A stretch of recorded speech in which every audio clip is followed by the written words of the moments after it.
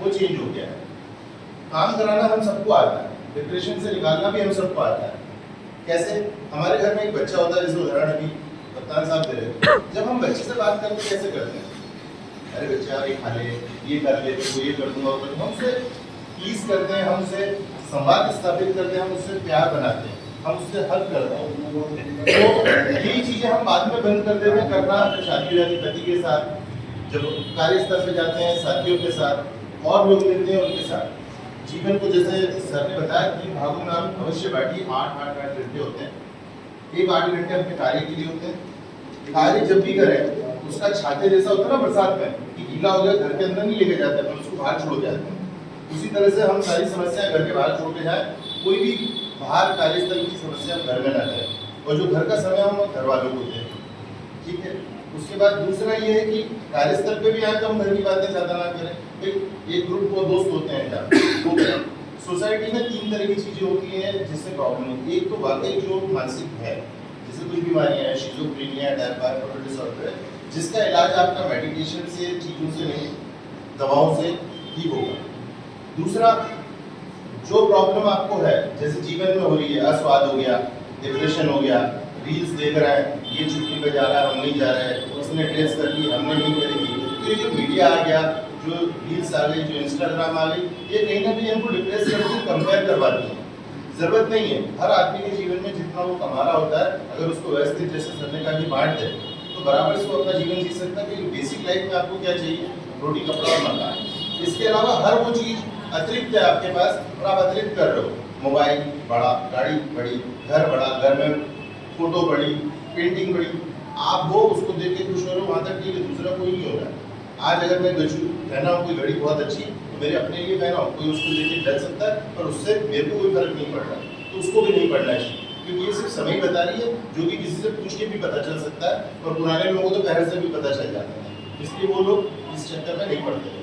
तो आप जो लोग हैं ठंड में, सर जैसे मैं सहमत हूँ आप लोगों से, मतलब कि जो सोसाइटल रेट है वो इसलिए ज़्यादा हो जाता है कि कुछ केमिकल चेंजेस आते होंगे, सन आपको एक्सपोजर नहीं मिलता है।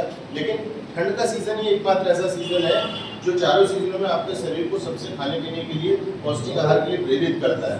इसलिए अपने सभी जगह में क्या है, आप लड्डू खाइए, गोंद लड्डू खाइए, शादी ब्याह में जाइए, खाइए, क्योंकि आपका मेटाबॉलिज्म बढ़ता है उसमें।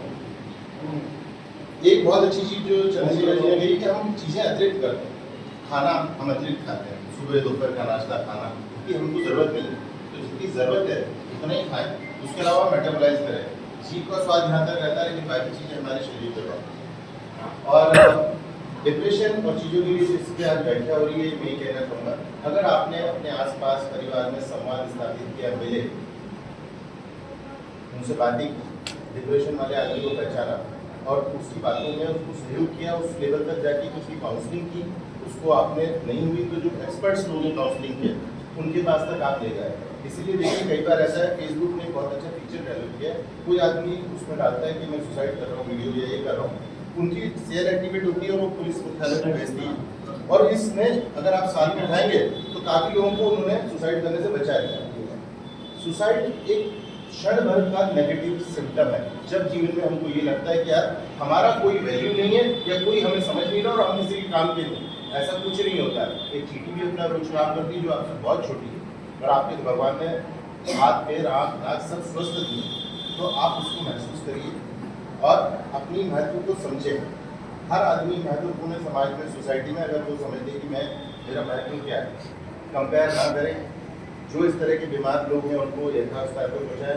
और इतनी अच्छी सरकार ने ऐड दे रखी है, किसी को लीगल होती है, आजकल कई लोग होते हैं, कई तरह की मनी वर्ती होती है कि वो बदमाश हैं, होते हैं, उनको ठीक नहीं कर सकते। क्योंकि मैं बहुत बाल न्यायालय में सर काफ़ी सालों तक गया हूँ, जो जुवेनाइल कोर्ट होते हैं, वहाँ जो मैंने मरीज के इतने सालों में परीक्षण किया और देखा है, तो मैंने देखा उनकी आपराधिक प्रवृत्ति है और वो जेल आने से भी नहीं सुधरी और बाद में भी नहीं सुधरी। तो प्रवृत्ति होती है, तो ऐसे लोगों से दूरी बनाए। कोशिश करें कि जीवन में हमको डॉक्टर से, पुलिस से और कोर्ट से, इन 3 से ज़रूरत ना पड़े, तो इनके वहाँ तक पहुँचने की ज़रूरत नहीं पड़ेगी, तो आप जीवन में वैसे ही स्वस्थ रहो। ठीक है, तो ये करें, थोड़ा सा योगा, व्यायाम, प्राणायाम और आपका मेडिटेशन करें। और अपने आसपास, चूँकि आज ये विश्व स्वास्थ्य दिवस है, अपना मानसिक से, उसमें आप अपने आसपास ऐसे लोगों को जरूर करके जरूर मदद करें। धन्यवाद।